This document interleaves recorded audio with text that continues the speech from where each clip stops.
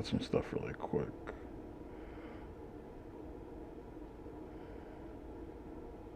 Oh wow, Punisher's gonna be in that Spider-Man movie. Wow, that's kind of interesting. Um, Give me 1 second.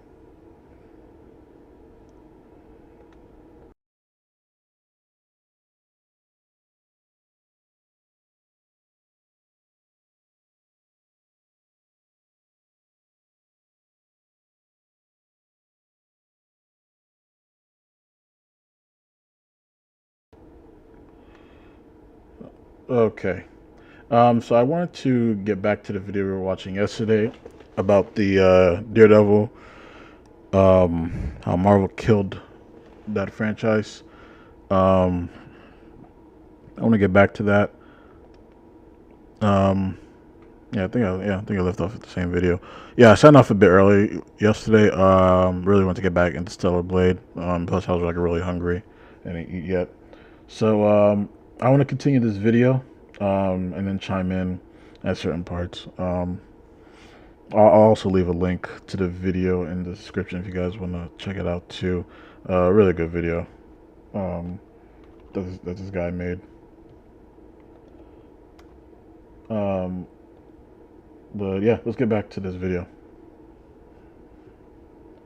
Cold open, after Matt attempts to kill Bullseye, he takes off his mask while still in view of all the cops and bystanders down below, and sits there sobbing until Cherry shows up. I mentioned him earlier, but I'm reminding you again that he exists because the show rarely ever does. Based on this moment here, he apparently knows Matt pretty well, to the point where they're on a first-name basis, and I can easily buy that they would have worked together plenty of times, as cops and lawyers often do, but the calling him by his first name and the fact that he'll go on to keep his secret both imply a much deeper level of friendship between these two than we've ever seen. We won't. Yeah, like I said, I don't know why, because in the original Daredevil, right, there was put this aside.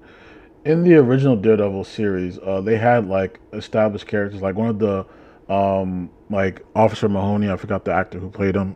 Really good character in the original Daredevil series. I don't understand why they didn't bring his character back. He was in the I believe he was seen on set, from what I understand. Um, really don't understand why they didn't just reuse his character. Only just met the guy. And that's not a problem, of course. A good deal of time has passed since we last saw these characters outside of brief cameos and appearances, but the show never gives us that history, nor does it do very much to develop their relationship in any respect. We know vaguely that Cherry is against the concept of vigilantes because he thinks they've rendered the police obsolete, and he makes it pretty clear that he's proud of Matt for giving up Daredevil, and not happy with him when he puts the suit back on. But that's barely explored in any actual depth, and it's not even really used to generate that much friction. It's a thing with basically every new character that makes up the cast of this show, so in order to not dwell on it, it bears just lumping them all together and doing a brief little blurb about it. Cherry and Kirsten are not interesting characters. I've spent 9 episodes with them, and I barely know a single thing about them. And they're Yeah, so this character right here, obviously a DEI hire. There was nothing interesting about this character. There's nothing like both her and the officer came off as really annoying characters. Um, I feel like they did this as a replacement to Karen's character, um, because again, I just did not see the point of her character being here. In the series, after the events of what happened to Foggy, apparently Karen leaves New York, um, and she hasn't spoken to Matt for like months. And it was just really uncharacteristic of for her character to do that. And I just don't understand why the writers went in this direction. They just did that for an excuse just to bring in this character right here. Not the current showrunners, the original ones who got the boot. But yeah, her and the cop, two of the most insufferable characters in this entire series, and there's more. So. dynamics with Matt are at best a pale imitation of the ones he had with Karen and Foggy. And that's when the show's even trying to do anything with them. Yeah, not even. Yeah, her dynamic with Matt is not even close to like what Karen and Foggy were. I mean, obviously Foggy and Matt, their dynamic together was fucking phenomenal, especially in the first two seasons. Um, it just came off as like, like kind of like she came off as, typical woman nowadays in entertainment, know it all, they're always right. Like just that type of aura, and it was just like not wanted. Um, and again, like I'm just really confused why he started a practice with her. Them at all. The only real exception to this is Heather, and that's not because she's done well, let me tell you. Matt receives a new love interest in this show, and she is quite possibly one of the most insufferable characters that I've ever had the displeasure of. So in the beginning, I feel like she came off as a decent character. I wouldn't say she was insufferable. She does become insufferable throughout the series, but in the beginning, I would say she was a very it was okay. Like her role was okay in the beginning. It was just later on, like especially with certain events, she just became like a very annoying character. And there's one line in this season that just solidified the type of character she is. Enduring in a piece of fiction. She starts off being a bland nothing burger like the other newbies, but then for reasons I can't even begin to understand, the post-overhaul episodes decide to take her and turn her into the most unreasonable, moronic character in the series, and that's seriously saying a lot. They start by having her take on Fisk and Vanessa as clients. She's a therapist, by the way, and Fisk got cucked, and now they need couples counseling. No, I'm not kidding. And I mean, you'd think that would present a conflict of interest for her, see? Yeah, the whole couples counseling thing was just really dumb. I don't know why they even did this. I feel like it was a very strange choice for them to do.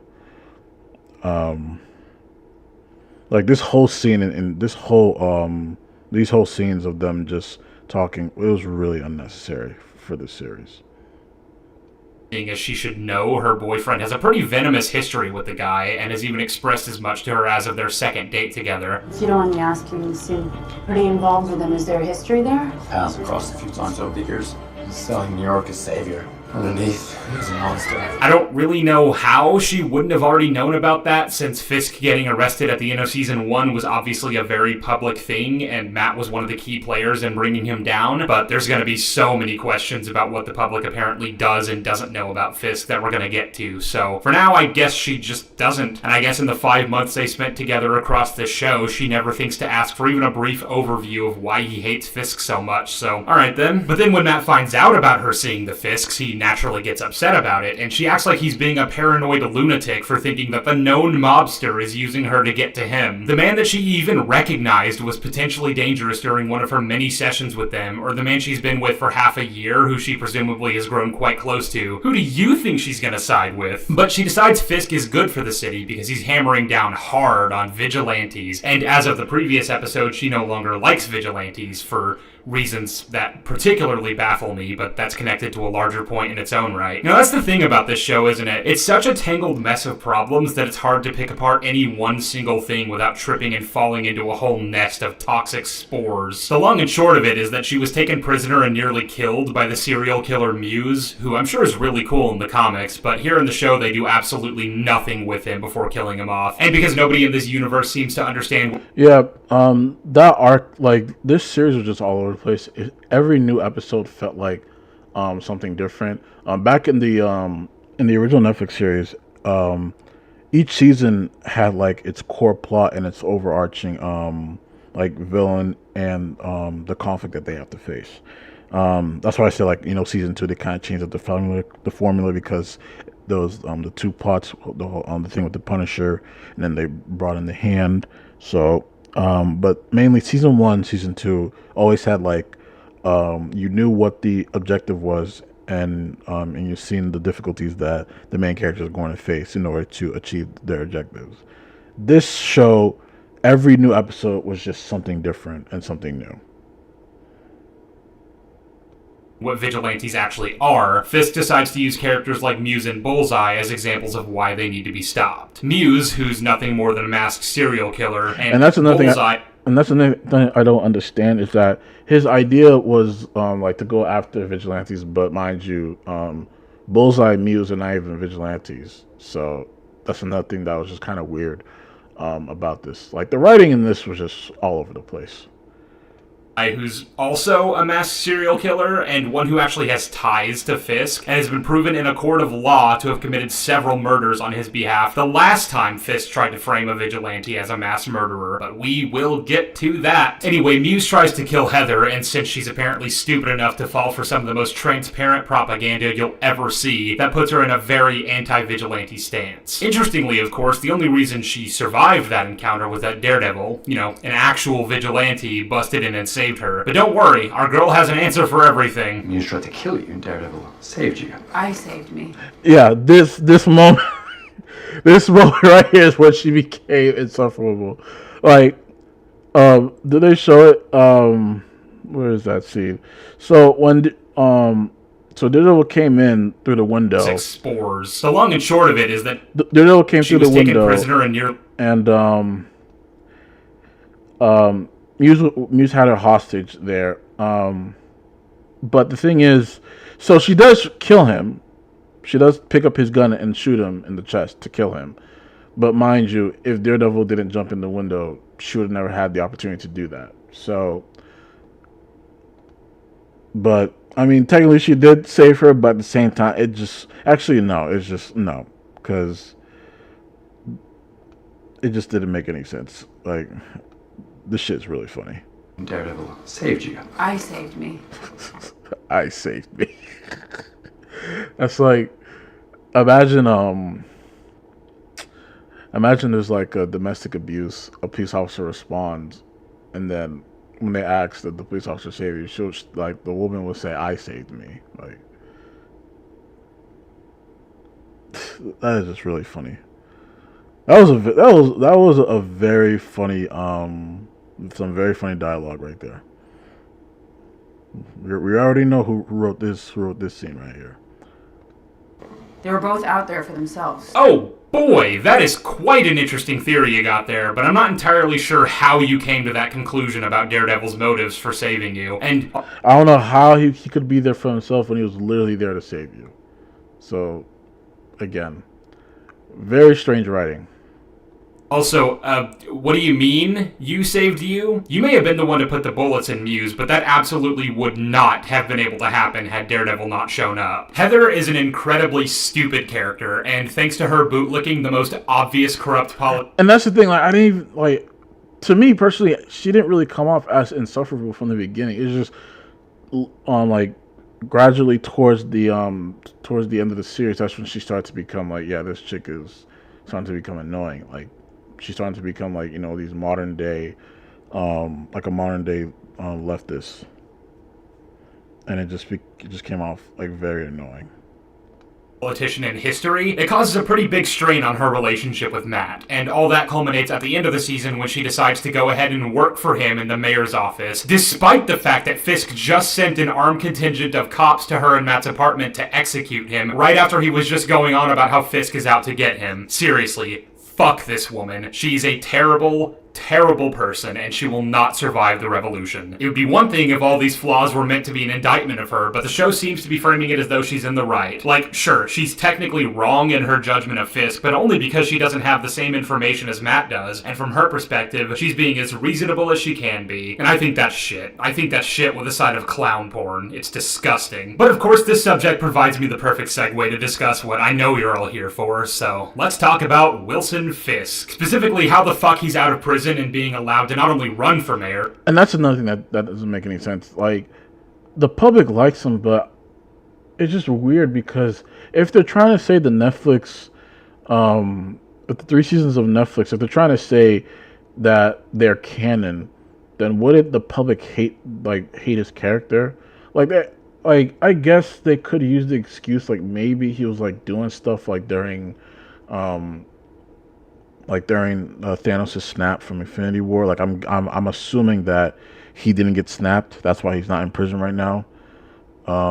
But like, yeah, I just don't understand what direction the writing team was going with this.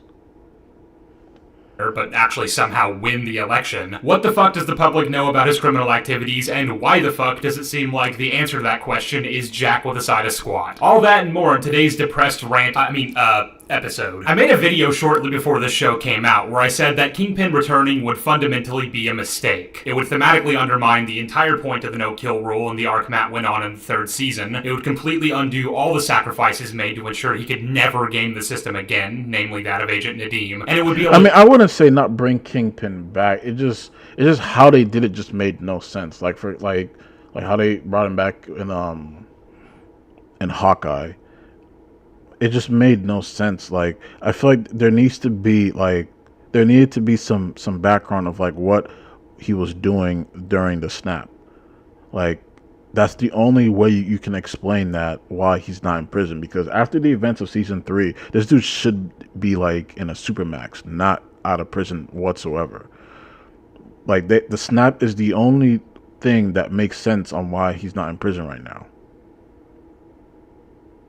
Logistical nightmare because at this point, everybody knows what Fisk is. The public know he's a monster and they fucking hate him. The FBI know that they can never allow their own to be so easily corrupted and extorted by Fisk going forward. All the involved authorities left standing were there to make sure Fisk could never... And that's another reason why this show failed too. Like, a lot of the supporting cast that made the show good, that they're not here. Like D.A. Tower, or I said Officer Mahoney, Ellison, the newspaper guy. Like, there are a lot of core people that are just... I don't know why Disney did not want to bring him back. I'm pretty sure these actors wanted to return for Daredevil, but I don't know why they didn't want to bring him back. Do what he did again, and it made for the perfect narrative closing of a 3-season arc. He was a great villain, one of the MCU's best, but a thing isn't beautiful because it lasts, and like all good things, it was time to let his story come to an end. Like that's ever gonna happen. Now, like we established at the beginning of all this, Hawkeye and Echo both clearly wrote this to be a brand new version of the Daredevil characters in a different continuity. So on that basis, I don't even necessarily blame them for bringing him back. He's pretty fucking iconic, and, why not give Vincent D'Onofrio a little more time in the limelight? Sure, it's repetitive and derivative. Sure, it's not the most creative avenue to take this bold new direction of Daredevil. But it's not exactly like I expect Disney to take risks. If this was all a completely different continuity that didn't connect to what came before, then not only would it make perfect sense that Fisk was out of prison, the entire show would be at worst bland and inoffensive. It would still be pretty bad if the pre-overhaul episodes are anything to go by, but you can bet your ass I wouldn't be making this video right now, because there'd be no need to. But unfortunately, as we all know, that's not what they did. They wanted to connect this to a property that we all know and love to get more butts in seats, and this was the result. They make a game of it, and we play. So with that said, let's go ahead and get a quick reminder of what Nadeem accomplished in his final moments of life that managed to put Fisk behind bars, and this time seemingly for good. Basically, he was willing to testify to the court all the things Fisk had been forcing him to do, even if it meant serving time in prison. But unfortunately, Fisk got to the jury and fudged the whole trial, meaning it was all for nothing. This only reinforced Matt's belief that trying to take him down the legal way would never work, because he was just too powerful. They'd tried with Jasper Evans and it got him killed, as well as so many other people at the New York Bulletin, and they tried again here, only for justice to be miscarried once more. Obviously, this left Nadeem feeling pretty hopeless, but he had one last trump card up his sleeve. He returned to his home, knowing that Fisk would see he was there and send someone to take him out, and this was it was a really good redeeming factor for his character right here. That was a very smart plan to sacrifice himself to put him in jail. But then again, like, Born Again, it just basically, like, it just, everything that happened in this season was all for nothing. Like, especially if we're saying that Born Again is canon, like, it just makes no sense. Recorded a video laying out all the things he knew Fisk had done. He told the world about how he manipulated the system and got several FBI agents under his thumb. He talked about how he sent Ben Poindexter to frame Daredevil and murder dozens of people, crimes which Nadeem aided and abetted. He rattled off Fisk's entire laundry list of crimes, and he did so under what's called a dying declaration, which Foggy helpfully explains to us means that his entire testimony is fully admissible in a court of law and would be the necessary component in stopping Kingpin. A dying declaration is exempt from the hearsay rule. A person who believes that they're dying has less incentive to lie. You're telling me this is admissible in court? Every damn word. It's the silver bullets to take down Fisk. This is like powerful move right there. Like, that's why I think like that his final act towards the end was really smart and really noble of him.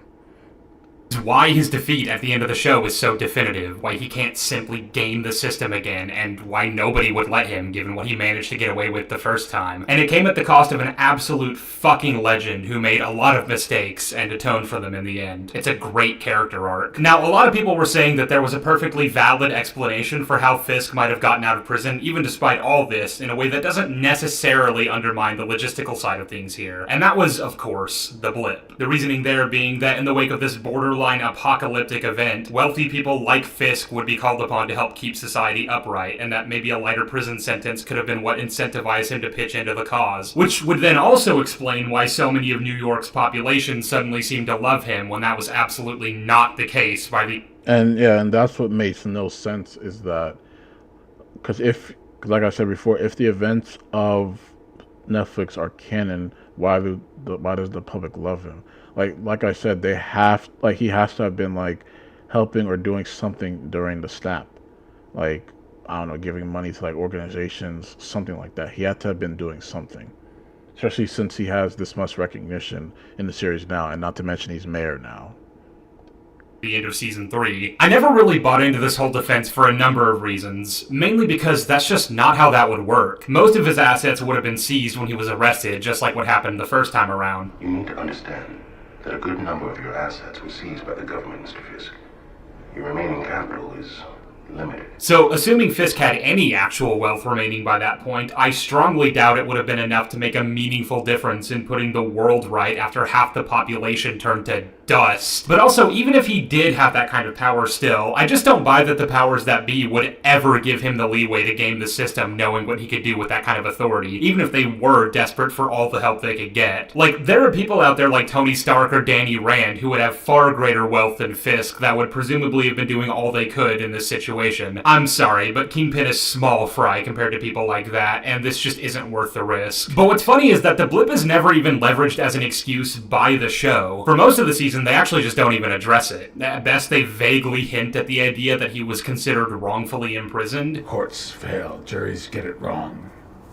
I should know. But largely they just seem to ignore it, which obviously irked me a great deal for reasons that should be quite apparent, but I figured it was just indicative of the fact that the writers understood there was no explaining it, and decided it'd be better to just say nothing than cut. Another thing that didn't make sense about this series is that after season 1, the cops, like, they hated Kingpin because he manipulated them and he put like a bunch of them in the ground.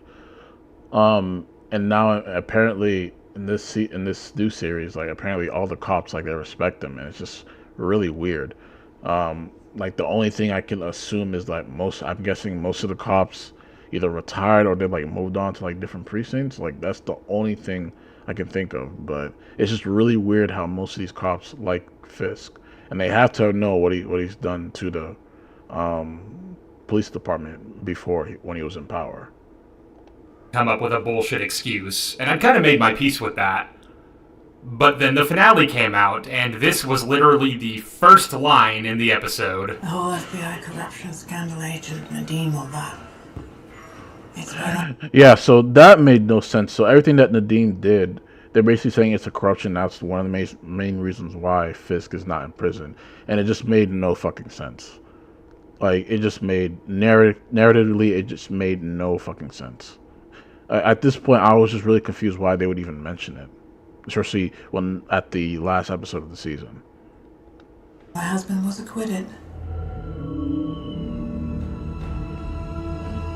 What? Motherfucker! I swear to God, this is one of the worst shows I've ever seen in my life. I know people think I'm exaggerating when I say shit like that, because how does it seem like it just keeps getting worse? But I promise you, I've thought about this extensively, and it is just that bad. Not only is it just really fucking insulting to the legacy of this character, who went on a redemption arc that culminated in him dying to bring Fisk down, to then say actually what he did is what helped to get Fisk out of prison, but that also just doesn't make any sense. The show does not bother expanding on this any further. They just have Vanessa say it and then hand wave it away. And that's something we're going to be getting a lot of when it comes to Fisk in this show. They couldn't come up with an explanation because nothing they could say would make sense, and so rather than just not addressing it, they decided to pay lip service to it so that fans like me who actually give a shit will hopefully shut the fuck up. And in the process, they've broken everything. Because the show refuses to even try to make this make sense, we're now meant to believe that in the wake of Agent Nadeem outing Fisk for his many, many crimes, that all resulted in Fisk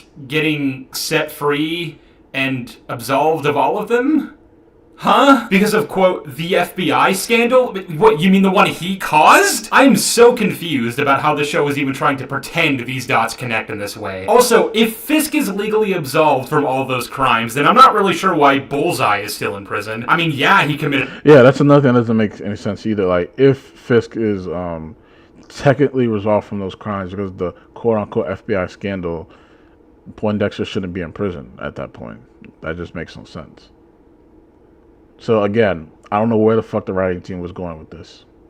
A bunch of murders, but that was on behalf of Fisk, and apparently he's a small bean who didn't do anything wrong. Yeah, what's a little murder, right? Apparently that's not something you should spend life in prison for, right guys? Either way, since the show didn't end up going with the blip as an excuse, I really don't understand why the public have any reason not to despise him. Like, even if we are accepting that he's free from prison, his legal standing and his social standing are going to be entirely different things. There is still a court of public opinion. The public hated him by the end of the last show, and, you know, that tracks given that he was proven to be a mass murderer and all. But this time around, he's apparently popular enough to win a recall mayoral campaign after throwing his hat in the ring mere days before the results would be broadcast. Not only is he a write-in candidate, which is something Daredevil Season 3 actually takes the time to acknowledge, means you basically have no chance, and the only reason Foggy did that was to attract attention to the Fisk scandal, not actually to win. But one that came in at the 11th hour and, one would think, does not have the support of the people. I say one would think because,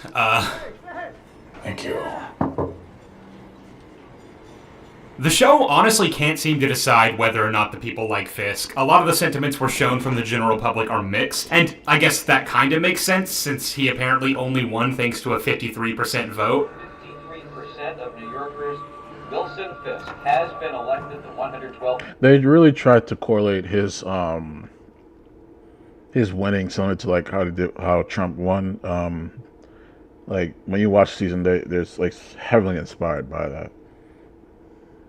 Mayor of New York City. But it's just insane in its own right that he ever managed to get that much support, considering everything. Especially when you find out what the main talking point of his campaign was, which I already mentioned earlier, so I might as well just say it's an anti-vigilante campaign. We don't need a gun-toting vigilante who wears a skull on his chest, or a man who dresses in a spider outfit. Oh hey, a Spider-Man reference. I wonder where he is for literally all the shit that went down in this show. And it's weird, because Matt stops being Daredevil for over a year after he tried to kill Bullseye, and in that time, there's apparently a deficit of vigilante activity. White Tiger is seemingly the only one pulling his weight around here. Oops. I'm not sure where the Defenders are, or, like I said, Spider-Man. It doesn't seem like Punisher is doing shit for some reason. Be a service, huh? Are you a service, Red? And don't even get me started on the Avengers, if such a thing even still exists at this point. Hawkeye is around and has actual video evidence of Fisk doing criminal activity, so I'm not sure what he's doing to bring him down on his end. He literally has video of Fisk doing criminal shit, but again, I'm just so confused, like, why aren't you reporting that? And that's the one, like, MCU after Endgame, they just been making slop after slop and just not tying up loose ends. Like, that's a serious loose end right there, but we're just gonna forget about it like it doesn't exist. Yep. I mean, then again, most of the Disney Plus shows, most of the fans don't even remember them, so. But then I guess it wouldn't matter even if he did show that video to someone, because Fisk is a special boy who the law doesn't apply to, apparently. But the point is, there's a huge vacancy right now when it comes to vigilantes, and based on what we're told in the BB Report segment, the citizens of New York are crying out for their return.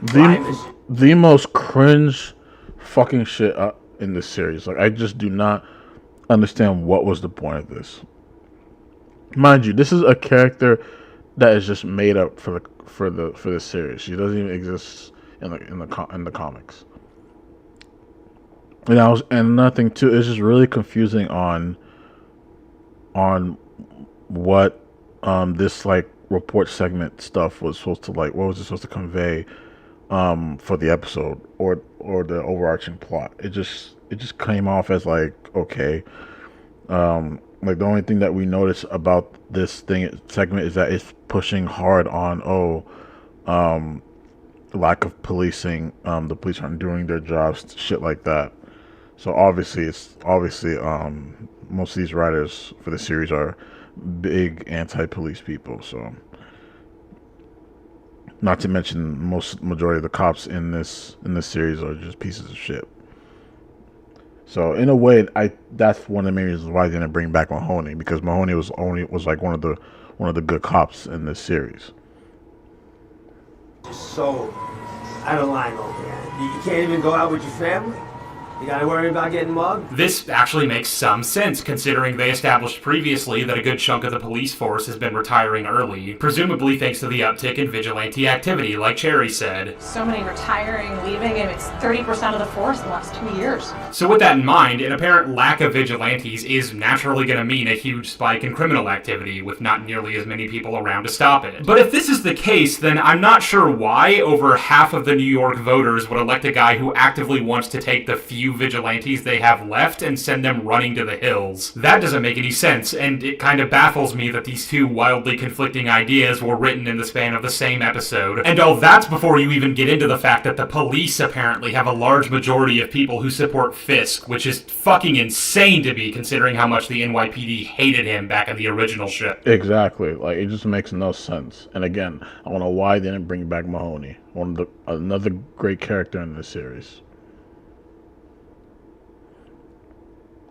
In Season 1, he owned a fair amount of cops and used them to do his dirty work against certain criminals he couldn't otherwise get access to. But when Detective Hoffman flipped, that's what brought his whole organization down, which also included cleaning house of a lot of Fisk's stranglehold on the police force. There is, of course, no way to completely eradicate corruption in such a large organization, but Fisk going down in Season 1 meant that the NYPD was largely composed of cops who not only didn't work for Fisk, but who actively despised him, and for good reason, given how many of their own had died thanks to him. And that would only be further accentuated by everything that went down in Season 3. You know how I was just saying Foggy ran for DA as a write-in candidate in Season 3 to shine a light on Fisk? Who do you think were his most staunch supporters during that campaign? The vast majority of the police force in this city do not like Fisk, and they do not support him. Please give me a moment to say goodbye to my wife.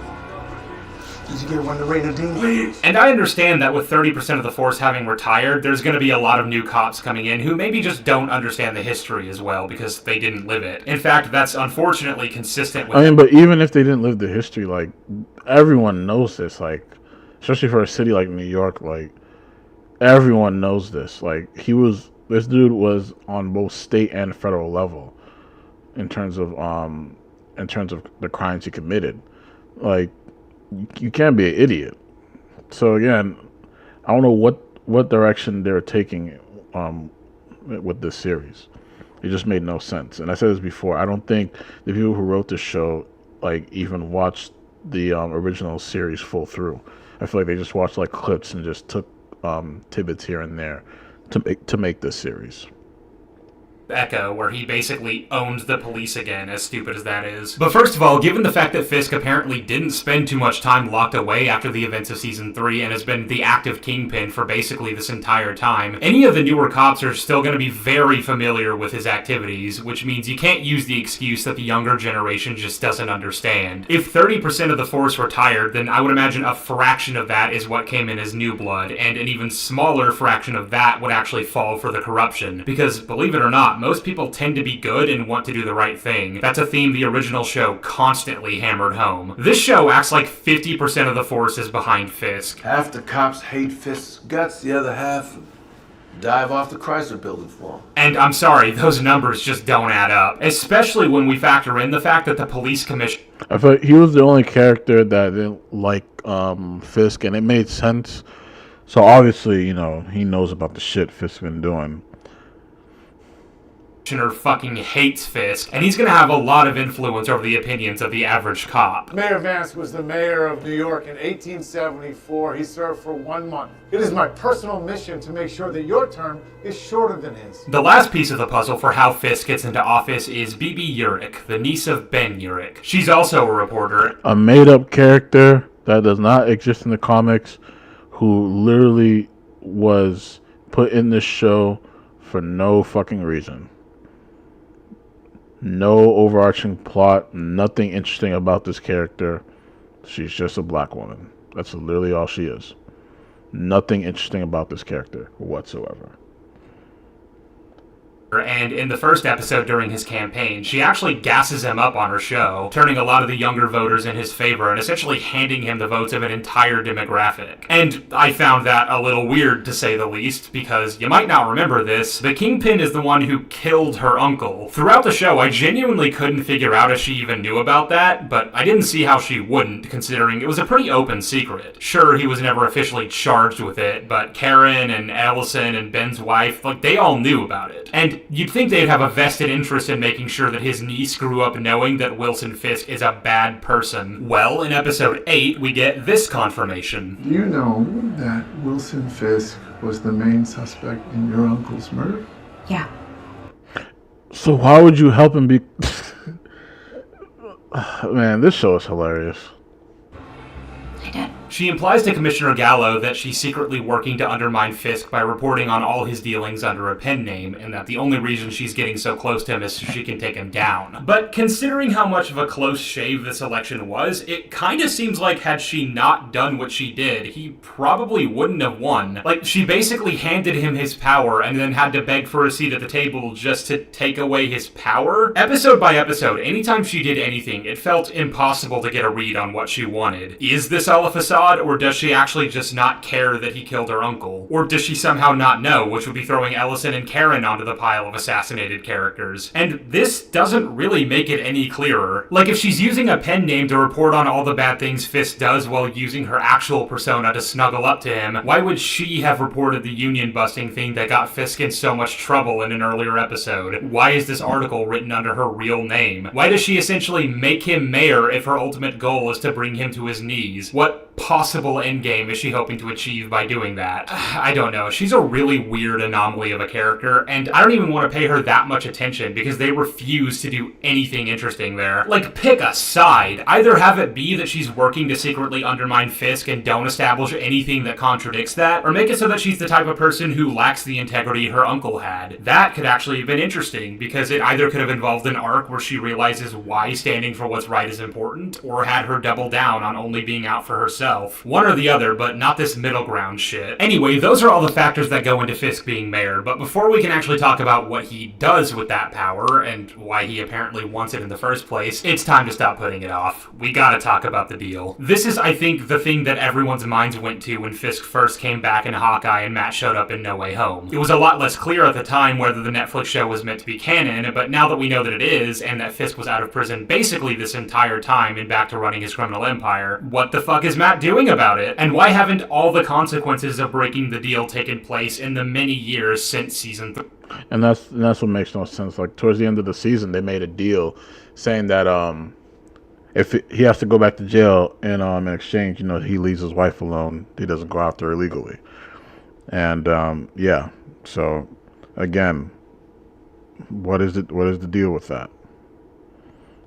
3. As a quick refresher, Fisk found out Daredevil's true identity in Season 3, which naturally put Matt, Foggy, and Karen all in danger, meaning that if he didn't kill Kingpin in that decisive moment, not only would he and those closest to him have to constantly look over their shoulders for the rest of their lives, but Fisk could pull a Mysterio and tell the entire world who Daredevil really is. So, Matt cut a deal. He used leverage he had that could take Vanessa down for the murder of Agent Nadim and threatened to get her locked up, and told Fisk the only way to keep that from happening would be to keep his secret, go back to prison, and to never hurt him or his friends or anyone else ever again. This is a deal they both agreed to, and like I said earlier, it was always a bit tenuous, but it would be held together so long as Nadim's testimony put Fisk away for life. Vanessa would still be free, and that could present problems for Matt down the line, but it was the best of a bad situation as far as he was concerned. But with Fisk out of prison, that means he's already broken part of the deal, and Matt should be coming for him, and for Vanessa. Really, at this point, he pretty much has no other choice but to kill him, because clearly the system doesn't work. I mean, he didn't even have to cheat at this time. The law just decided he was innocent because of nebulous reasons, and also fuck you personally, Nadim. This is what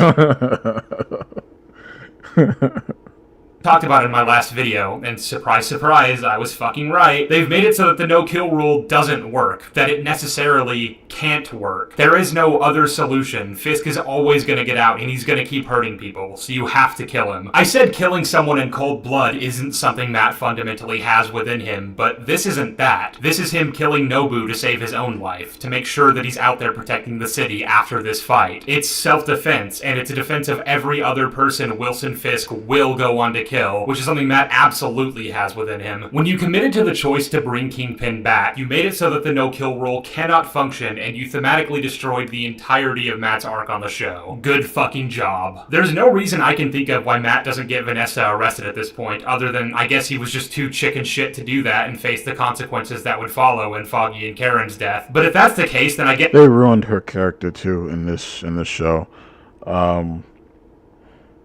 Because ever since the beginning of the show, it made it seem like, because apparently since Fisk wasn't around, she was running the operation, and apparently now, like in typical modern female fashion, they say, "Oh, she's saying, oh, I made this business bulletproof without you," basically saying that she doesn't need a man to run their organization. Well, mind you, the organization is his, but yeah.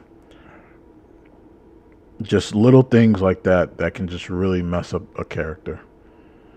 Yes, this was always just an elaborate bluff, and he was never going to follow through. He never had any actual power in this situation, so we can throw that out the window as well. Anything else about this scene we want to ruin while the corpse is still fresh? And the thing is, I don't buy for even a second that Foggy and Karen aren't immediately killed if Fisk is willing to break this part of the deal. He says this in the first episode. About your friend. I had nothing to do with his death. I kept that promise. Which, by the way, this is the only time the show ever acknowledges the existence of the deal, so do with that what you will. But it also implies Fisk has some sense of honor, and I just don't believe you. If he did, he wouldn't have broken any part of the deal, so again, stop with this middle ground shit. It really is just that the writers knew there wasn't any way of retroactively making this all fit with the Netflix show, but the guys signing their checks said they had to. So they just kind of threw this together and tried to move on as quickly as they could. But considering how much he fucking hates Karen and would like nothing more than to have her killed, it just isn't within character for him to keep that deal with all this context in mind. Now, as a related point to the fact that Matt's no-kill rule is no longer something that should be stopping him from killing Fisk, this show also thematically destroys yet another pillar on which the rule was founded with the arcs that both Fisk and Matt have in this story. The show likes to do this thing where they parallel the two a lot, so you're definitely meant to get the impression that what's happening for one is also happening for the other. They're going on the same journey. For Fisk, it's the stuff to do with the mayor, which they go out of their way to make it seem like he's doing this out of some genuine sense of altruism. Of course, because the show itself just doesn't make any sense or remain internally consistent, it also makes it seem like the only reason he became mayor was to expand his own criminal operations, which you'd think would conflict with the idea that he's trying to go straight. But the way they depict him is that he is actively trying to become a better man, an arc that was seemingly brought on at the end of Echo, where she forced him to relive his childhood trauma with her Native American magic. Don't even ask. But I literally watched the first 5 minutes of that series, mainly because of Daredevil had that scene in there, and then I turned that shit off. Literally, you have to be looking at the screen the entire time, because apparently, for some reason, she uses sign language all the time, and apparently every person she meets knows sign language. So there's that. Try as he might, Fisk just can't break old habits. He continues blackmailing people into doing what he wants. He has people killed for his own political advantage. He literally has a... I think they're trying to say the stuff from Echo and Hawkeye aren't technically not canon, even though they did poke fun of a certain scene from Echo, like when he got shot in the face. Guy locked in a cage that he occasionally just comes down and beats on. The message here seems to be that despite their best efforts, one can never truly change who they are fundamentally. This is then paralleled with Matt's journey in becoming Daredevil again. He gave up the mask when he tried to kill Bullseye because he felt that he'd crossed a line and there was no coming back for him. He was afraid of what he might do if he ever donned the suit again. And he was very serious about this, even ignoring cries for help from people in moments where lives were in danger, which I'd argue is wildly out of character, but what else is is new. He then finally does go back out as Daredevil when he finds out a young girl is in danger and needs his help, giving us our first fight with the extremely well-developed villain Muse. During this sequence, we cut back and forth between the fight and one Fisk is having with the aforementioned guy he keeps locked in his basement, and the message is clear. They both tried to deny what they are, but a leopard can't change its spots, and a man can't change his nature. I don't think you understand. Being the White Tiger is more than just putting on a suit. It's who I am. It's a calling. Eddie? And another thing too about this character, there wasn't enough of this character in terms of like him, going out on the streets fighting crime. There was hardly any of that. They only showed like news articles, news footage. That was it. Choose it. He chose me. Might as well ask me to stop breathing. The problem is that completely undermines the concept of redemption. If Kingpin is simply incapable of ever changing for the better, then the entire principle behind why Matt would choose to spare him is kaput, even more than it already is from all the other reasons we've just been over. Really, you never think for 1 second, shit, I just killed a human being. A human being who did a lot of stupid shit, maybe even evil, but had one small piece of goodness in him. And then you come along and that one tiny flicker of light gets snuffed out forever. Redemption is a very strong theme in the original show. It pertains to basically all the characters, but specifically Matt, Karen, Nadeem, Father Lantom, and Sister Maggie in Season 3. The idea that no matter what you've done or how far gone you think you are, it's never too late to turn that around. But when you take someone's life, you rob them of that chance, which is exactly what happened to Grotto. Every Sunday, for as far as I remember, Elliot would come here. Often I would see him take whatever money he had and put it in the collection plate, hoping for redemption, which would never come. Praying for the light. But Elliot died still in the dark. The big idea here is that redemption is possible for literally anyone, even someone as cruel and monstrous as Kingpin, and that's why it's meaningful that Matt didn't kill him. Born Again taking the hard stance that redemption just isn't possible, that changing who you are on a fundamental level can never really happen, completely spits in the face of that entire through line. We have two shows that are thematically incongruent with each other and in a way that deals significant damage to the arcs of several main characters. And this is one of the biggest reasons why I firmly believe that the people behind the making of the show simply don't understand what made the original so great. But now we can talk about Fisk as mayor. So, there's a scene in the second episode where he's stuck in traffic, and he finds out it's because there's a giant hole in the middle of the bridge they're on. So he gets out, goes over to the foreman, and does this. I want you to stop what you're doing and fill that hole. You have the equipment and the manpower. We're waiting on the permit approval. Consider it approved. This is kind of a meme among my friend group now because, that's just obviously not how that works. The mayor doesn't just have the authority to approve that shit without the proper documentation being submitted. There's all sorts of logistical reasons why the construction workers may not be able to fill the hole. The structural integrity of the bridge might be compromised, so they're going to have to call in some experts to analyze it. These things take time, is my point. Fisk can't just walk up and demand something be done like that, and yet the show itself frames it like he's getting shit done. Hell yeah! I assume that is what you meant by optics. Yes, Mayor Fisk, it was indeed. There are some scenes where people in his cabinet tell him he can't just make unilateral decisions like that without going through all the red tape. Scenes which, while appreciated, also annoy me somewhat, because look at the dumb face he's making while she's explaining all this to him. He's having no thoughts right now. And it makes no sense because, hold on, I'm gonna let him explain. Land surveys, building permits, zoning laws, environmental impact, traffic issues. And that's pretty insulting to his character, because Fisk isn't a dumbass, and he's dealt with these exact problems before, all the way back in Season 1. Yeah, in Season 1, during the first part of Season 1 of back on Netflix, there was a scene where Fisk was trying to gain a building property, but certain tenants weren't trying to move out. And he had issues with the Yakuza with this because they really wanted that property. So he's not a dumb character. He dealt with stuff like this before. So the writing team, I don't even think they watched the original series. Because why would you make his character like that? They literally just made his character a bit dumber than what he was before. Because he wasn't just intelligent in terms of being a criminal. He was intelligent because he knew a lot of shit.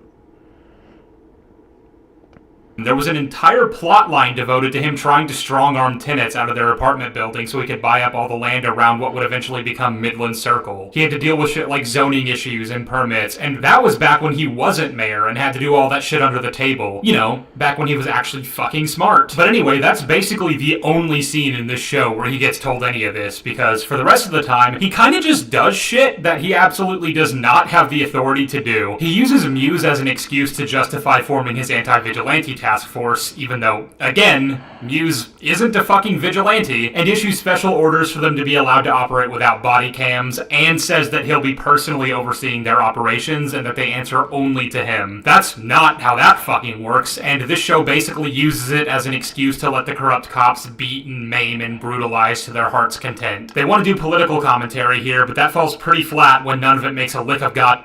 This scene right here just made no fucking sense to me. Because this arc, this was, I think this was pretty recent. The whole cops wearing the Punisher logo on the chest. I don't know why they try to put that in this series. I feel like this is something that should be left for like a Punisher series. So it just felt really out of place, and it just made no sense. Goddamn sense. And that especially goes for Fisk and the obvious Trump allegory they're trying to do with him. But the context for how each of them managed to win their respective elections are entirely different. And while I'm absolutely not happy to see that dumb piece of shit in office, I also understand how he was able to pull that off. Making Fisk a Trump allegory is not only lazy and just overdone at this point, it's also an insult to Fisk, honestly. Like, fuck me, Fisk is not fucking stupid. And he's the fucking mayor. He has to answer to people, for fuck's sake. In the finale, he apparently has the authority to shut off the fucking power grid for the entirety of New York City and then send out his Punisher cops to kill people on his behalf. His justification for all this? Well, one-armed gunmen tried to assassinate him, and that means... I had no idea the mayor even has the authority to do that. Like, I'm pretty sure, like, doesn't the governor have to do something like that? Like, because the mayor is in charge of a city. Like, I'm pretty sure that's a governor. In terms of a move like that, a governor has to make that call. He can do whatever he wants, right? Where the fuck is the governor? Actually, scratch that. What about the military? Or any of the myriad of superheroes who live in New York? I don't know if you guys know this, but New York City is a really big, important city, and if the fucking mayor tried to pull this shit, he'd be in handcuffs before dawn. They basically make him God Emperor of the universe, and people are gonna eat it up because, hey, it's realistic, because Donald Trump or something. And all this just so he can build a complex on a private port and avoid being federally taxed for all his illegal operations. That's not even how free ports work, but why am I even questioning the logistics of that when, like we just went over, Fisk is king of the world and can literally get away with whatever he wants. He can subvert a life in prison because of an FBI scandal he caused. He can get himself elected mayor through means of absolute bullshit. And once he is mayor, he can just decide to do things, and there are no checks and balances in place to keep him from taking over the fucking world. So sure. Like, and this is what I keep saying, coming back to the writing team, like, when you're writing a series like this, especially a series like Daredevil, where it began with like this realism aspect, you have to do research when it comes to certain things like this, like how does like what powers does a mayor have, like things like that, what authorities, what how does like certain regulations work or pass. Like, you got to do the research. You just can't do something and make it happen. You know, that's cartoon shit right there. Like, the writers of this team, I just so confused. I don't know if this was part. I think this was part of the original series. Before they got fired. So again, it just baffles me that the lack of depth and nuance that these writers took when it came to writing the show and doing the research and shit.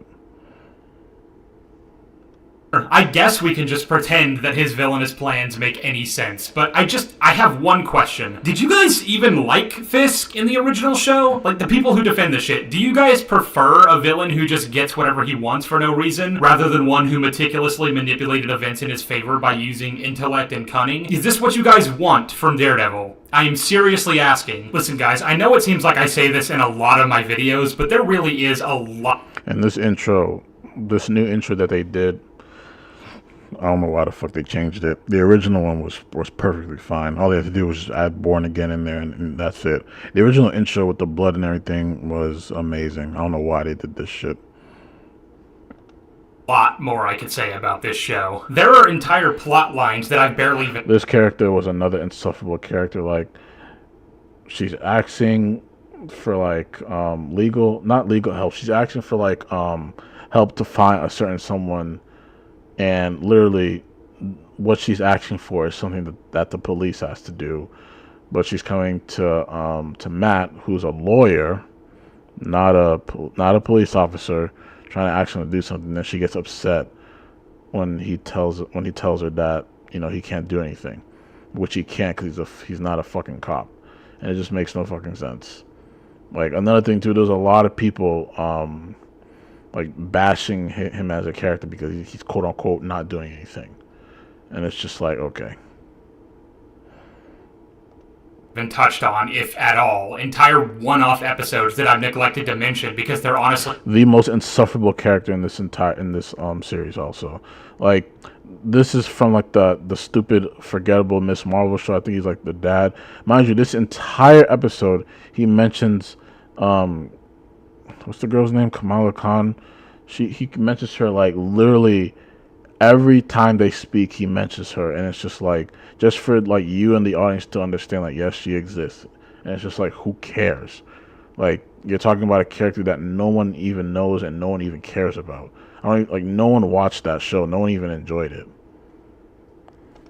Such nothing burgers, and none of them are good, and a lot of them involve the characters making really stupid decisions and acting out of character. Like Matt exposing White Tiger's identity to the public. Yeah, this scene made no sense. Like, even the courtroom cases were just really, really watered down compared to how they done it on the Netflix shows. Because Netflix shows, they actually did a really good job. It felt like you was actually in a courtroom. Like, I felt like the original writers on the Netflix show, I feel like they actually spoke to like lawyers. They talked to them about cases, how certain cases would go, like dialogue when it comes to law, vocabulary, all that stuff. This shit is just like really watered down. Like, really watered down. Like, you'll hear animated series with better dialogue than this shit. Was treated as this hard-hitting, dramatic moment, and all the fans ate that shit up and acted like it was one of the coolest things ever, and it literally doesn't make... And this is another thing I don't get, too. Like, so, hold on. Acting out of character. Acting out of... For Matt to do, words that are starting to feel like my fucking catchphrase. Hold on a second. There's another thing that this show did that didn't make any sense, especially since they're calling the, where is that scene? Especially since they're calling the Netflix canon... They're saying that the Netflix shows are canon. This shit makes no sense. So this guy right here, he played a corrupt colonel in the Punisher season 1, and they killed him off. So I'm kind of confused. Like, do they know that? Like, you know, this guy was in Punisher, right? And he got killed off in the same universe. And if you're saying this is canon, then explain this. Like, why is he here? Makes no sense. And it literally doesn't make any sense. It's not something that's within character for Matt to do, words that are starting to feel like my fucking catchphrase, and it literally undermines his case in every single way. Not to mention that it should have gotten him disbarred. There's the Punisher cops I was talking about earlier who worship Frank Castle and are going around killing people in his name using his logo, and Frank apparently knows about all this and just isn't doing anything about it. Which is another thing that doesn't make any sense, because at the end of Punisher season 2, you know, he was fully the Punisher. You know, he went out no matter where it was, taking down criminals. And again, I'm just really confused on what they're doing here. This is like basically what they're doing with season 1 again. Season 1 of Punisher started off with him going around the country, going after criminals, and at the end of that first episode, you know, he basically he burned the vest and he basically quote unquote retired. And I feel like they're doing the same shit with this. And it's just like, why are they doing that? He just doesn't give a shit, apparently, which I guess is a nice little parallel to the fact that Matt spends the majority of this season apparently not giving a shit that Kingpin is mayor or doing anything to stop him. When I tell you that for 5 whole episodes on this show, neither of these characters so much as think about each other. Nothing that's happening in either of their storylines connect in any way, and if you hadn't seen the original show, you'd almost be forgiven for thinking they barely know each other at all. This show is really good at meandering for episodes on end and killing time. A lot of the stuff I've gone over over in this video have all been from the first and last 2 episodes, because the rest of it is just nothing. And that's when it's at its least offensive. So yeah, there's a lot more that can be said about this show, and I really do mean it when I say I've barely scratched the surface here, but this is just all I can give. I don't have it in me to make a 3-hour video going over every single problem this series has, and I have other videos in the pipeline that I need to get back to, so I'm gonna end it here. But as usual, I'll plug the fact that I've done much more But yeah, the video ends there, but yeah, he did a really good video assessment, even though he didn't dive in too deep on it. But overall, series just chips. Like I said, most of it was based off the first writing team that got fired. There is another season coming out, because they did say when they announced it this was going to be like 18 episodes. So there's going to be another 9 episodes coming out. Hopefully, like this is going to be the new writing team. So hopefully they, even though they still have to, like, you know, pick up from the terrible shit that we got from this first season, hopefully it's an improvement from what we got so far. But I mean, like I stopped like watching Marvel after like I think like I stopped caring like after Black Widow, but like I still cared about Daredevil, because Daredevil just had a very special place because it's not only like one of the best superhero series, it's like one of the best like shows in general. And I really hope, like I said, I hope they turn it around, because I'm not the only one. There's a lot of Netflix fans who really hope that they can they're not going to bring the show back to how it was originally. The only way they can do that is if they bring back the original staff from the original series. But yeah, before we move on to the next video, I do want to show you guys what I've been working on.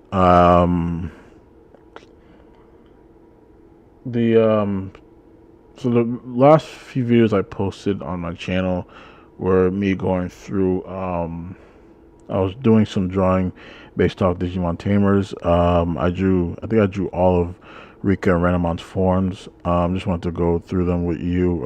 Right here, it's Rika and Renamon. I aged up Rika a bit. I started working on this ever since the PV anniversary for Digimon. Still bummed out that they didn't show anything for these characters. Like I understand it's for the mainline adventure, but I still consider Tamer as really underrated in my opinion. The next drawing I did was Renamon doing a Digivolution. The Digivolution sequence is really cool. I really like how her skin and fabric just like peel off, and you can see like her digital frame under it. It's really cool. In this drawing, I drew like a fractal code around her to make it look like it's like dissolving into the fractal code. I also made the fractal code using I made a brush for the fractal code. I made like a design. I don't know if I can zoom in on it. I made like a design for the fractal code, and then I turned it into a brush, and then made it into like a sphere and put it around her. Here's Cubimon. Cubimon was a pretty fun design to do. I drew the fire a bit bluish, because I think in the original series it's like a bit whiter than what it is, so I just made it like blue. Added some glow in her eyes. Really cool design for the character. I did not like this drawing. I was trying to like draw her in her Matrix Digivolution, trying to draw her Digivolving. I do not like this design. Might redraw it. I was trying to draw her in like her like turning into flames, but I was not a fan of this one. This is arguably my favorite one. Taomon, very cool design.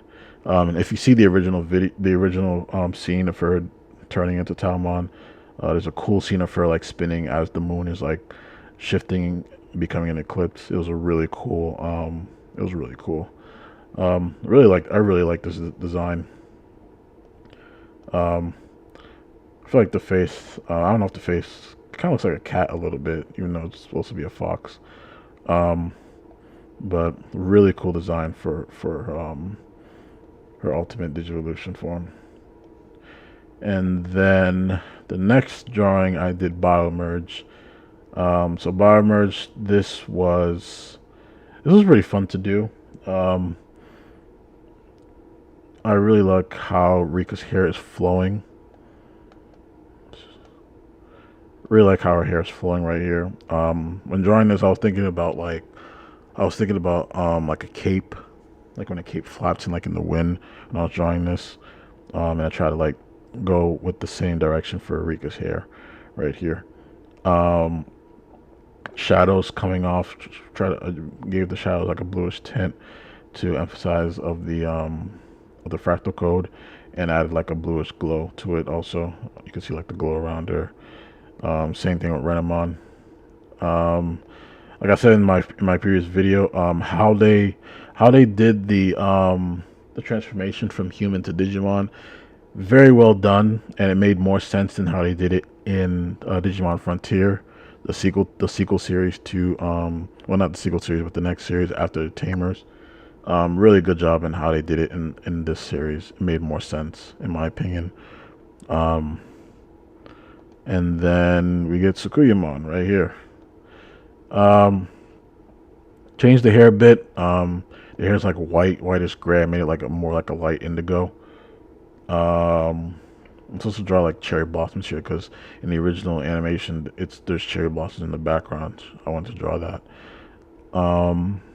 But yeah, this was really fun. Like I said, Digimon Tamers, really underrated series. Highly suggest you guys look into it. I think they have all the episodes on Hulu, if you have Hulu. It's very different from the other Digimon series. I feel like it's a bit more serious, and I guess you could arguably say it's a bit more darker in tone. There are some dark scenes in there. But really good series. But yeah, I just wanted to show that. Just wanted to show these drawings. Still working on the Don Machi one. Like I only drew so far Bell and Hestia. Those are the only two people I drew so far. In terms of like, shaded and everything. Lily, still gotta finish her. Haruhime, I kinda wanna redraw that. And where is she? Oh yeah. And I can't remember her name. I don't know why I can't remember her name for the life of me, but I'm still working on this. But yeah, my plan is to like draw I don't know if you guys ever seen like the cover from Marvel Rivals, all the heroes like charging forward. I kind of want to like draw something similar to that for this. That's why I have like Bell charging forward like this. So yeah, still working on this. But yeah, let's move on to the next video. So I saw a video the other day from Geeks and Gamers.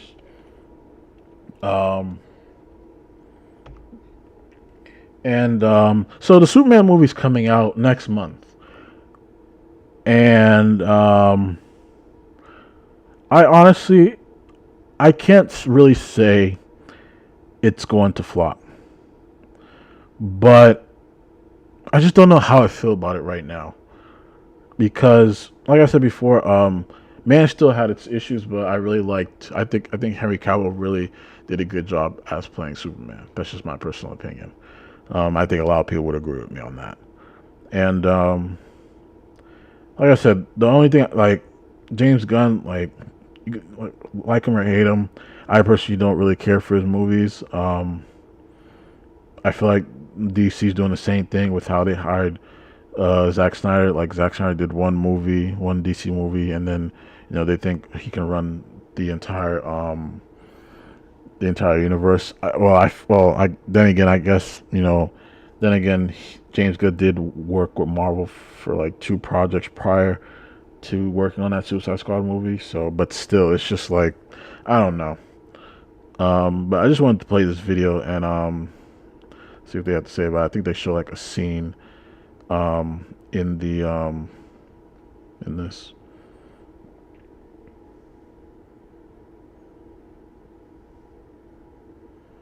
we got some updated box office numbers for James Gunn's Superman, and there's no doubt that they have been going all out. Once they hit about a month and they finally put tickets on sale.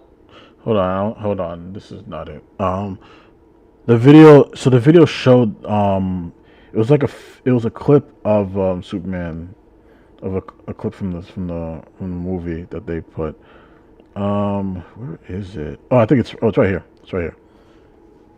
All right, this is the scene. So this is like an extended scene from that quote unquote interview that Lois Lane did with Superman.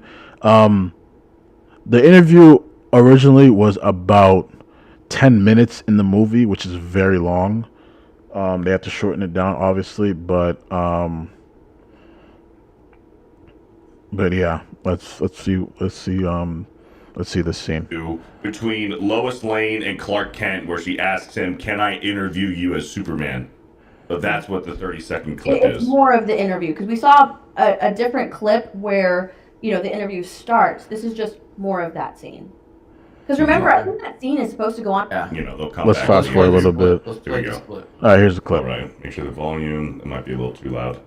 Here we go. You've gotten a lot of heat on social media lately. I don't read that stuff. Superman doesn't have time for selfies. Yeah, see, and that's the thing I hate about, especially when it comes to shit like this. Like, they need to stop using these modern terms in movies, man. It just comes off as really cringe. Like, they need to stop doing that. Oh my Oh, God! God. Wait! Already!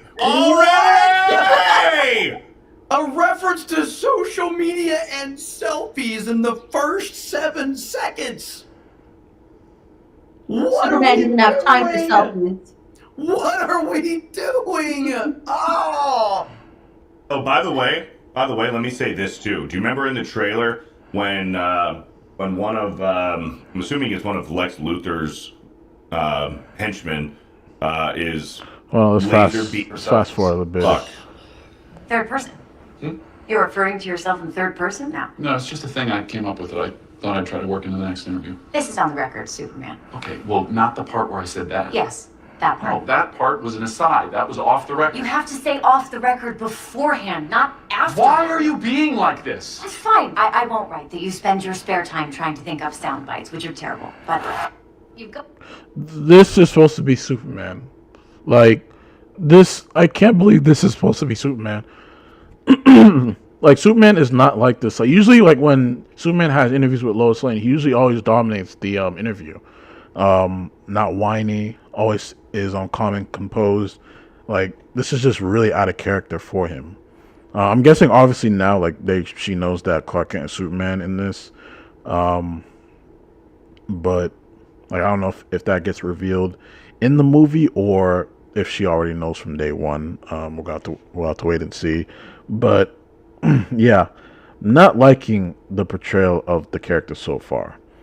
Like, I just don't understand why he's whining. Like, let's play that scene again.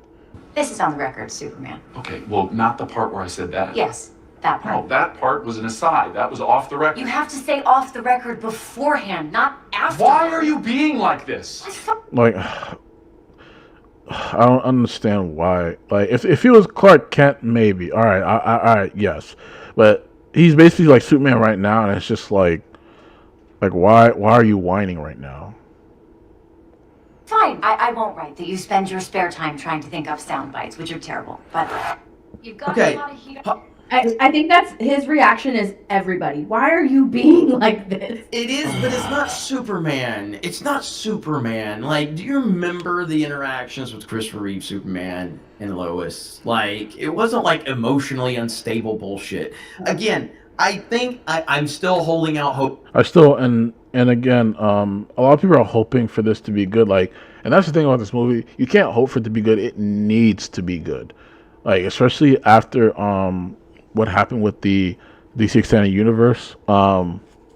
This universe, this new universe that James Gunn is building, it has to be good. Because I said, even though I said time and time again that the starting slate for his DC universe is fucking terrible. Like, Superman, okay, that's fine. I personally would start off with Batman, and then your second movie is The Authority, which is a stupid move. So, let's watch that trailer. I think they released one final trailer. There's one final trailer that we can watch.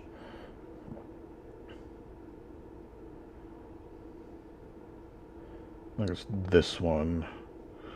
And I'm not a fan of the suit. Like that collar, it just doesn't really look good on him. That's just my personal opinion.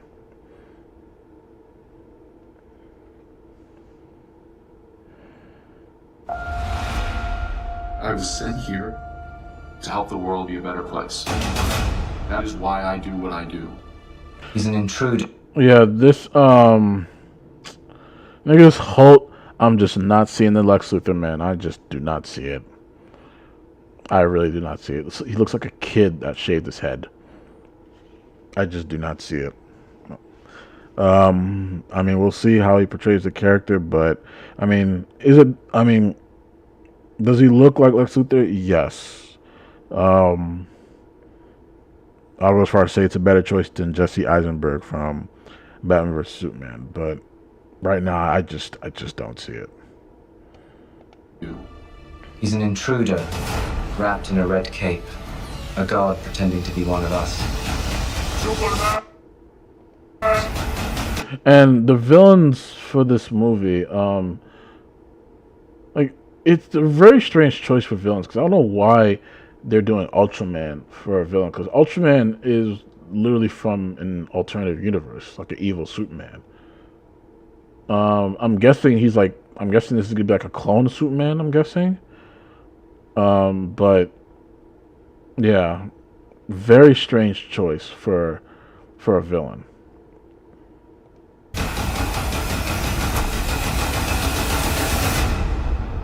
You've gotten a lot of heat on social media lately. I don't read that stuff. Superman doesn't have time for selfies.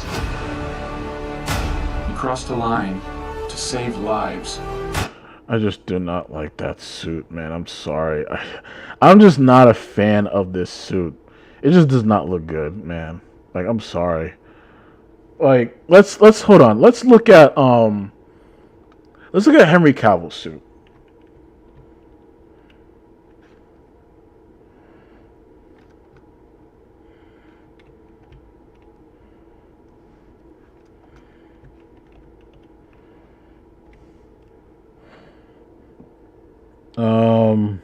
Where's a good image of Henry Cavill's suit?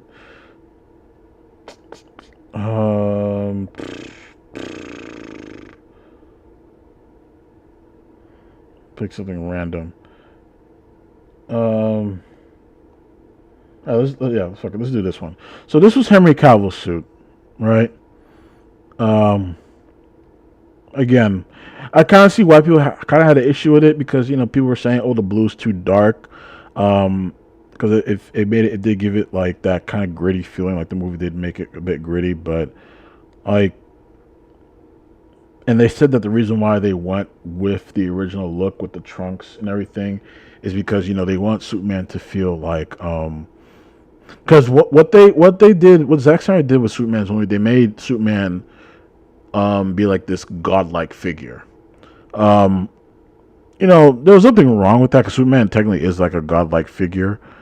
But in this, especially with the tone of the movie, they did feel like they basically made like the character like non-approachable without like an army or military. And they're saying like with this, the brighter colors, the underwear, there's the belt, they're saying that it makes Superman, more approachable. Someone who's even though he's an alien, makes him more human. So, but still, like, this suit just went so hard, man. Like, I like the S. I like how big they made the S. Not a fan of this shit. Looks like a fucking zigzag.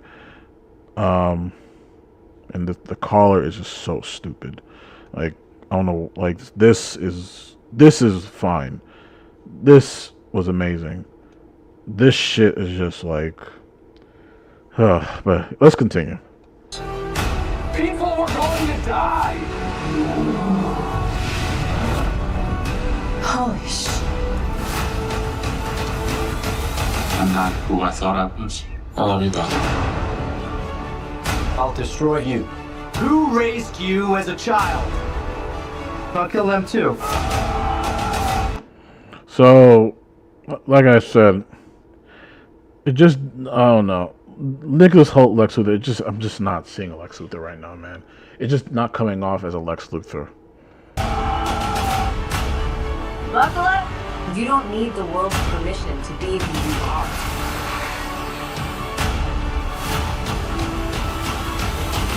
That's another issue I have with this movie too. Like, I don't know why they're adding all these characters. Like, they're trying to say like this is an already established universe, quote unquote, but still, like, I just don't understand why they're adding all these characters in this for your first standalone movie.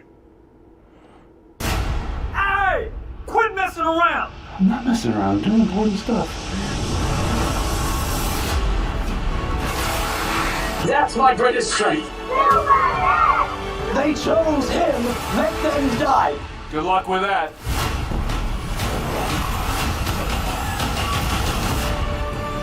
No matter what you do to me, Luther, your plans won't work. Ow, ow, stop it. Yeah, like I said, I don't know, man. I don't know, man. This is me personally. This is how I feel about it. I don't know if I'm gonna see this on opening day. I will say this, and I know a lot of Snyder fans are going to compare the fuck out of this movie, especially with the me personally. I'm gonna compare it in terms of the action. Like I'm gonna play something from Man of Steel so people understand. Let's see, Man of Steel, Smallville. Let's see,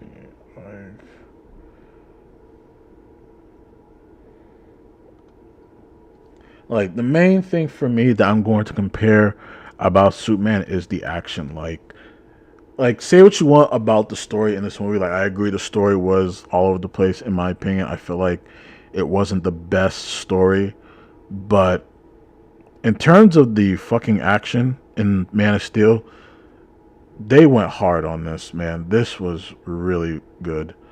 I think it's this one.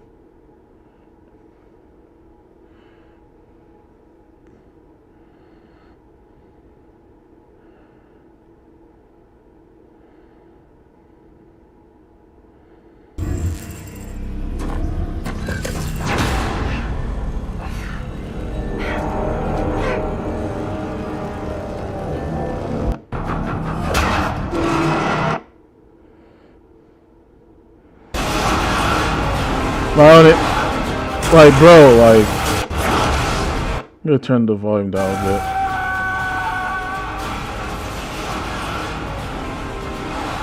Like, bro, like, I need to be seeing shit like this in this movie. Like, bro, like I love how all over the place this was, man. Like, they did a really good job with this.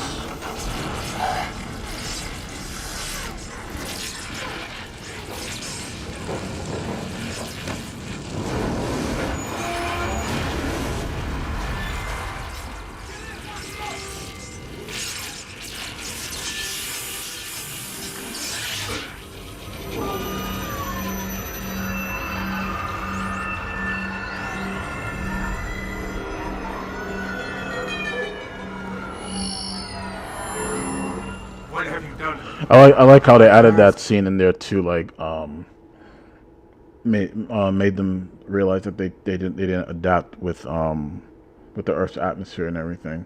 I thought that was a really neat detail that they added in there. It's taught me to hone my senses, Doc. Focus on just what I wanted to see. Without your helmet, you're getting everything. And it hurts, doesn't it?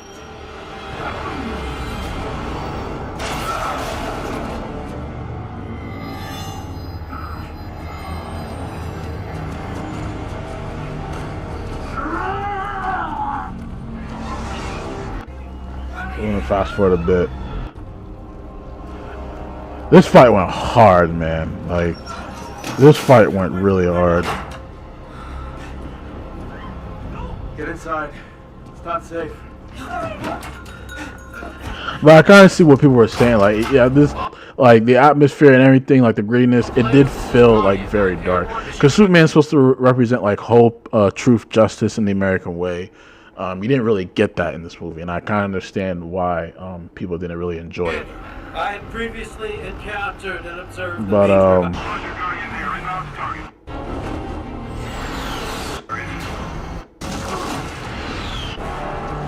this shit was so fucking funny, bro. Like, the moment I'm seeing this, I'm fucking ejecting. Like, look at this shit, bro.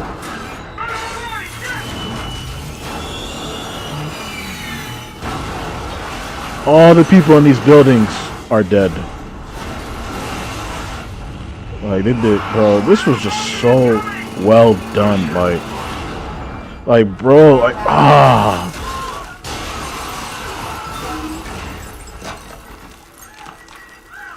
Another thing I like too, like, Superman's not used to like fighting other Kryptonians, because this is like his first encounter with them, and plus they're militaries, and he has like no military background. Unsure of yourself. Like, we need to see this in the new movie, man. And we do not. Gives us an evolutionary advantage. And if history has proven anything,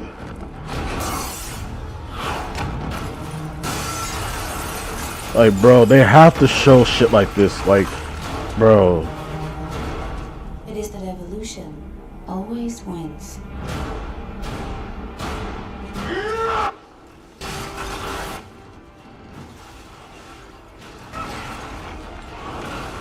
Like, look at the scene right here, bro. Like, oh man, like, look at, like, bro, look at the turnaround, bro. Like, that reverse was just so filthy, man. Like, look at that, bro. Like, look at that. And he picks him up again and just, like, bro, and then he fucking bro. Oh my, that combo was just so hard, man. Look at that, bro. Like, bro, like, kick, and then she clotheslines him as like he's being kicked, bro. Like, bro, that shit was just so hard, bro. It's gonna be, bro. I know people are gonna be really critical about this new Superman when it comes to the action scenes. They're gonna be really critical. And one thing I like about Man of Steel too, the CGI really holds up till this day. And that just goes for all movies in general. Like, CGI in the 2010s is far superior than CGI in the 2020s, in my opinion. Like, I just don't understand why CGI nowadays is just so bad. Like, if you look at movies like The Flash, some of the recent MCU movies, the CGI is just so terrible. Like, bro, this shit was just so hard, bro. Look at this shit, bro. That shit was funny, him trying to fly, yo. That shit was hilarious, hey, bro. Like, look at this shit. He's trying to, like, I'm out, nope. Like, look at this shit, bro. Like, bro, like, this shit just went so hard, bro.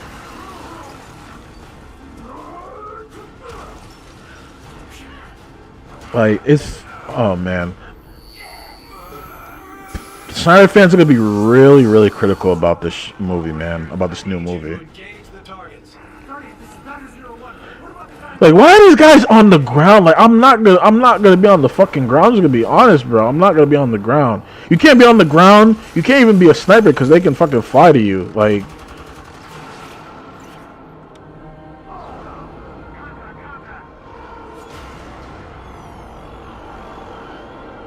and it took me a while to see this too, but like, how he saved them was really cool, because he didn't just like fly and grab them. Like, he flew to him. He did like a bear roll in the air. That way he wouldn't like snap or like break any bones while catching him. Like, hold on, I'm gonna try to slow it down so you guys can see. Like, it was how he did it was really smart. Put it down to 25 for a quick second. So yeah, look, catches him, he rolls, and then like they don't make movies like this anymore. They do not make movies like this anymore, bro. Like, it's just really sad. You okay? And then he fucking punches him out of. I hope I don't get copyright strike for this.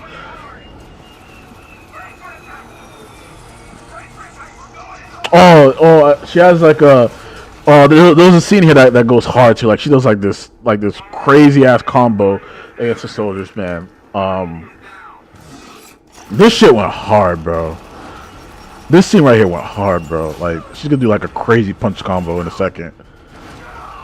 Like, this shit right here, like, yo, look at that shit. Like, yo, like, come on, man. Like, look at, bro. They just went so hard on this, bro. Like, look at the combo, bro. Like, those soldiers are dead. Like, those soldiers are dead. Even this scene, and I love how they made him fly too, man. It was just so cool. And another thing too, like, you can't even tell, like, it's like half the time you can't even tell that the cape is CGI. And another thing too, like, most of the scenes of him flying, it's not CGI because they actually put him on like this thing to make him fly. And I'm gonna be really critical about that in that new Superman movie. I want to see if they're gonna actually like put him on something to make him fly, like to actually you could see him flying, or is it just gonna be all CGI? I would have ran. I don't know why this guy's trying to fight her.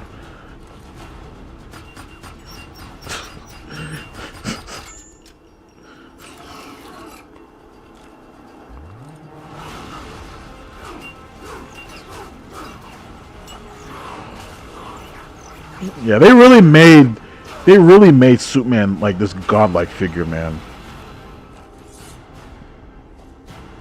This guy's a fucking clown. This guy's a fucking clown. This guy's a fucking clown, bro. Oh, I love those. Like, look at the way he landed, bro. Like look at that shit, bro.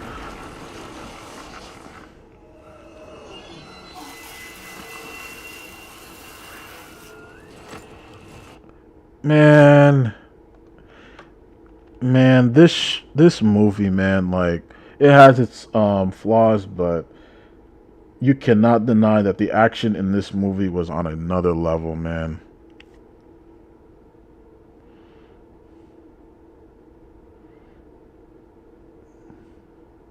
I want to see the fight with him and Zod.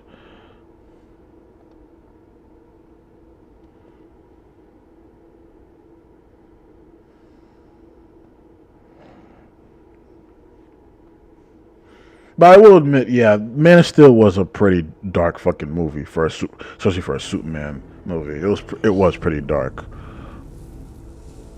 We could have built a new Krypton in this squalor, but you chose the humans over us. I exist only to protect Krypton, no matter how. He did it. He killed it as Zod. What's his name? Michael Shannon. He killed it as Zod. He did a good job. That is what you have taken from me. Because I feel like because for this DC, like how they're starting off, they're trying to like yeah, it's fiction, but they're trying to like make it grounded in terms of like certain themes. And I honestly, I didn't think there was anything wrong with that, you know, because how would the world react to a godlike being like this? And like if you remove like, there's nothing wrong with like having grittiness in a movie. For Superman, but at the same time, you know, you have to like give Superman, you know, that ray of hope. You know, he's hopeful. You know, he someone who's approachable. You know, he's human. You know, to give him those characteristics, and I feel like that was missing in this movie. I'm going to make them suffer, Cal. These humans you've adopted, I will take them all from you one by one. You're a monster, Zod. I'm gonna stop you. Like the landscape is great. It looks like some fucking apocalypse.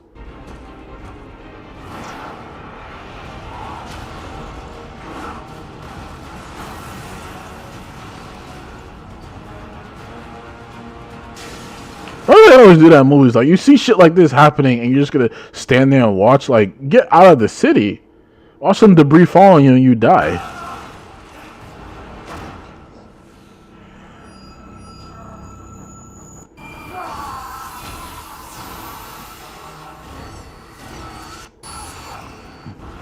CGI and special effects in this movie just really holds very well to this day, man. Like, I just love the way he flies, man. Look at this shit, man.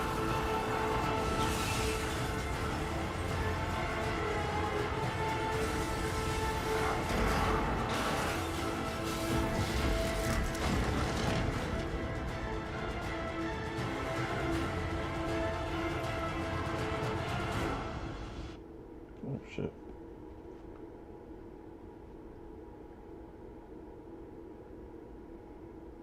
Oh, hold on. I think